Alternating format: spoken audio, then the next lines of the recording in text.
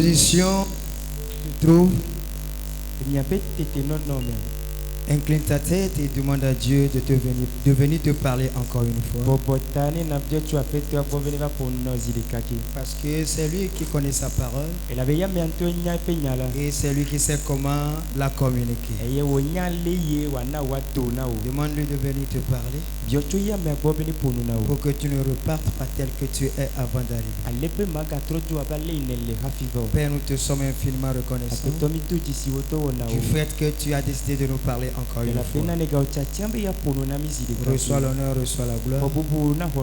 Dans le nom précieux de Jésus Christ. Amen. Et je saisis cette opportunité pour bénir le nom de mon Père spirituel, quel que soit le lieu où il se trouve en ce moment.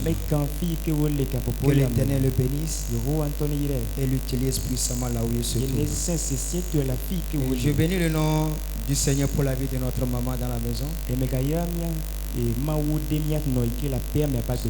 Ceux par qui l'Éternel a passé pour nous laisser leur chair ce matin, afin que tu puisses écouter la parole de Dieu. Depuis le début du mois, nous marchons dans un terre. Je sers un Dieu qui respecte l'alliance. Quand je dois recevoir des récompenses, je ne serai pas refusé. Je sers un Dieu qui respecte l'alliance. Et quand je dois recevoir des récompenses, je ne serai pas refusé. Lorsque nous lisons Psaume 89 au verset 34, deux expressions nous captent notre attention. Je ne violerai point. Je ne violerai point. Je ne violerai point mon alliance. Je ne changerai pas ce qui est sorti de mes lèvres. L'Éternel dit qui ne va jamais violer son alliance. Et tout ce qui sort de sa bouche, il prendra soin de l'amener à l'accomplissement. Donc au travers de ce passage, nous comprenons que tout enfant de Dieu qui respecte l'alliance jouit des fruits de l'alliance. Tout enfant de Dieu qui respecte l'alliance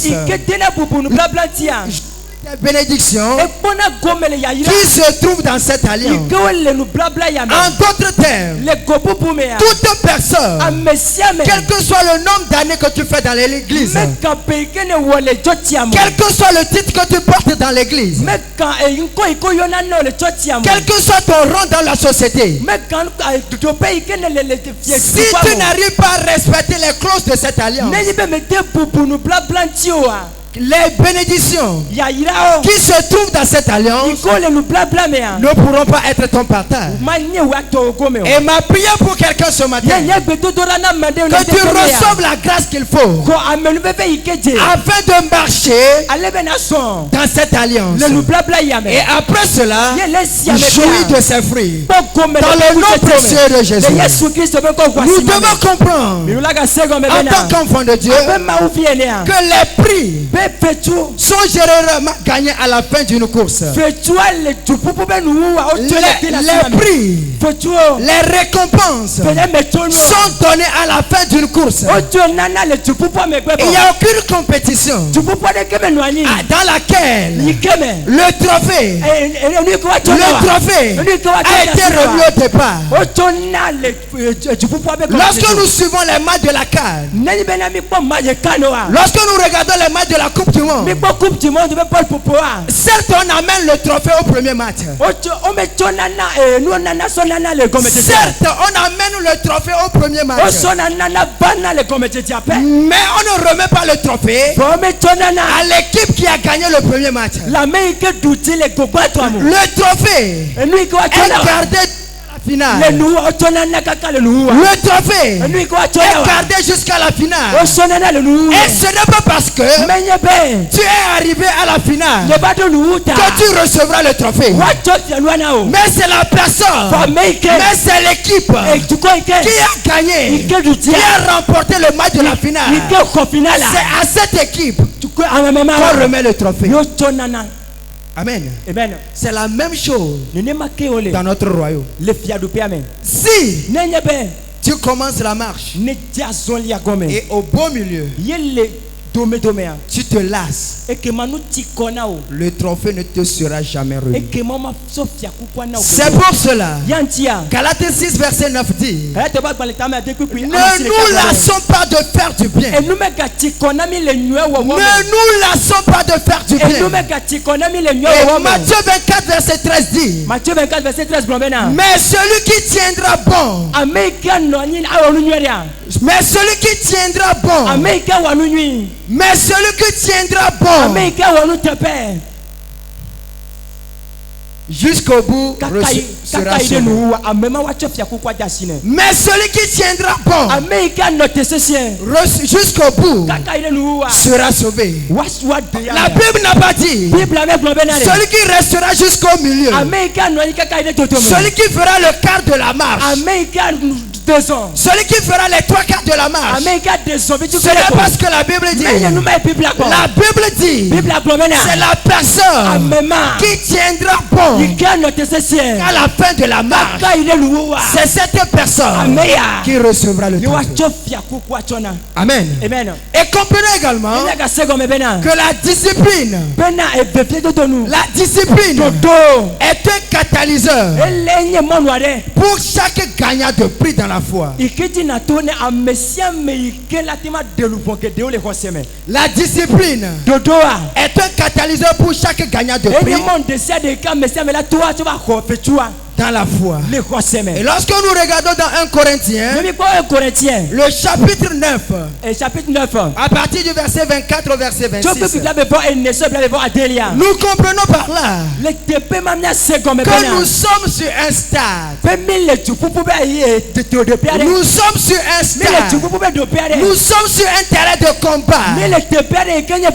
Nous sommes sur un terrain de combat. Et il y a plusieurs concurrents. Mais il y a un seul prix. Mais il y a un seul prix. Et il y a un seul prix. Et si tu veux gagner ce prix, tu dois courir de telle manière à pouvoir gagner cela.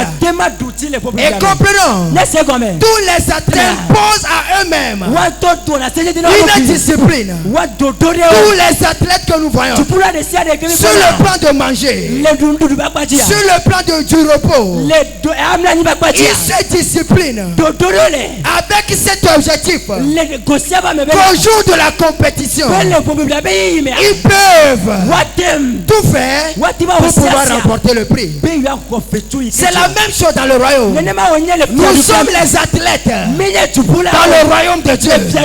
Nous sommes les athlètes dans ce royaume. Et si nous voulons remporter le prix, il va falloir se discipliner. Il va falloir se discipliner. À moins que toi, tu viens juste pour perdre du temps. Si tu viens juste pour perdre du temps, ne te discipline pas. Vis comme tu veux. Fais les choses comme tu veux. Et tu ne verras rien s'accomplir dans ta vie. Au moment où les gens seront en train de témoigner,